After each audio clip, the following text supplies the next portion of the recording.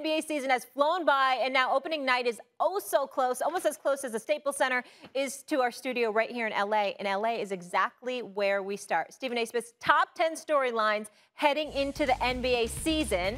But not the Lakers. We'll get to them. Today, it's the Clippers' turn, and Kendrick Perkins will join us for this. Stephen A., the floor is yours. What Clippers storyline are you keeping an eye on? Well, the Clippers storyline I'm keeping an eye on is the fact that, first of all, whether or not Kawhi Leonard is going to, or how early he's going to return. That's the biggest component about the Los Angeles Clippers. The other thing is that do you expect them to fall off? I do expect them to fall off a little bit, and here's why. You were in the Western Conference Finals last year for the first time in franchise history.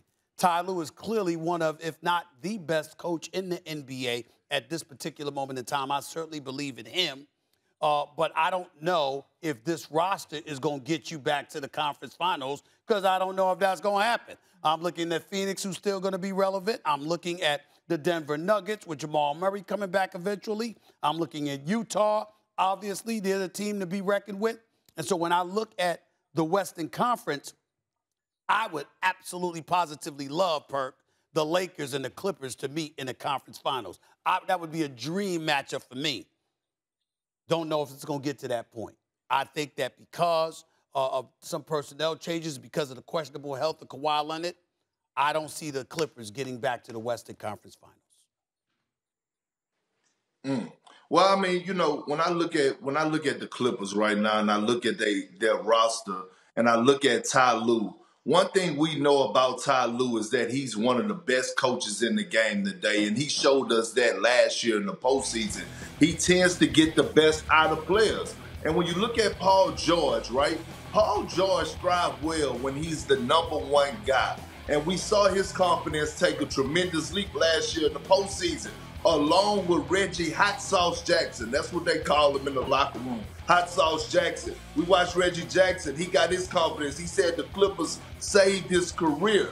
And we look at that combination and what they did along in the backcourt in the postseason. They were one of the best duos in the NBA. And then you add Marcus Morris, a guy that has proven to us that he could go out there and get you 17 to 20 points a night, along with Big Zubac anchor in the middle, showing us that he could be a live threat, protect the basket, rebound. You have Nicholas Batum, who's playing a role that he needs to play in, meaning not being a $120 million guy, but being a guy that could guard multiple positions, rebound, and knock down corner threes. And now you add an Eric Bledsoe, who needs a coach like Ty Lue. I'm looking at the Clippers. Will they be in the finals or the Western Conference Finals? No, but they're going to be right in the thick of things. They are still a playoff team. And when Kawhi gets back, because I believe that he will come back off this ACL injury this season, and he could get about 10 to 15 games under his belt before the postseason start, you better watch the hell out. The Clippers will be right there back in the thick of things in the Western Conference Finals.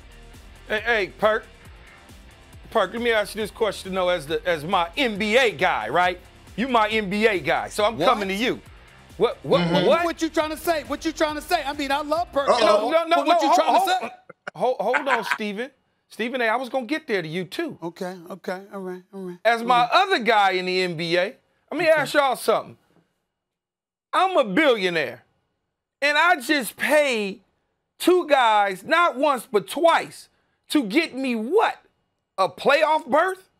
I just paid Kawhi Leonard and Paul George. I got rid of Doc Rivers because we all felt that we needed to move on from Doc, which was the right move at the time, to hire Ty Lue, which is a hell of a coach, to get me what? An appearance in a conference final?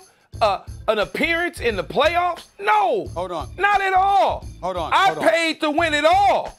Hold on. And they not coming close to winning it all. Well, first of all, the experiment. The experiment has been a complete failure, man, when I'm spending that type of money. That's false. That's false, Keyshawn. How so? You got to let me answer you, bro. Got to let me answer you now. Go right ahead. Here's the deal. The first year was a complete collapse that they need to be held accountable for. They had a 3-1 lead in the conference semifinals. The Lakers were waiting for them in the bubble because the Lakers had handled their business. It was supposed to be the encounter we had waited for with Kawhi going up against LeBron. And they gave up a 3-1 lead. Then both Paul George and Kawhi Leonard folded in Game 7. Jamal Murray dropped 40, and that was that. Last year was different. Kawhi Leonard goes down, Game 5, Utah. They still pull out that series. And when they pull out that series, they advance to the Western Conference Finals for the first time without Kawhi Leonard. Your point would be valid if Kawhi Leonard hadn't gotten hurt, because a lot of us believe that if Kawhi Leonard had not gotten hurt, they would have beat the Phoenix Suns and they would have been in the finals against Milwaukee. But that didn't happen because of an injury to Kawhi Leonard. If he never got injured, Keyshawn, your point is valid. Because he got injured, that's what happened.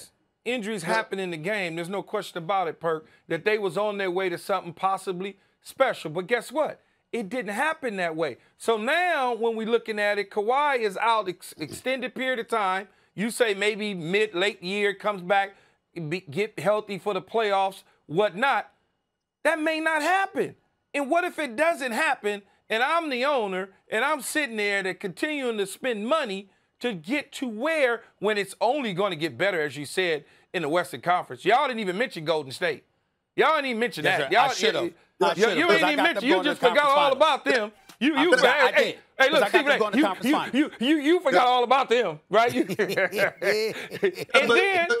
then the old team that shares the same arena with the Clippers. We ain't even mention them because they so old. We don't even talk about them. No, I got them going to the finals. I'm saying we just glossed right over the Lakers. Yeah, we glossed right over them. The finals. And so when you look at that, come on, man, explain that to me. Look, Stephen A., I can't believe you actually felt for the bait that Keyshawn dangled out there. He caught a big old catfish, and that was you, all right? You fell for it. He threw his line in the water, and you was hungry this morning. Thanks for watching ESPN on YouTube. For live streaming, sports, and premium content, subscribe to ESPN+.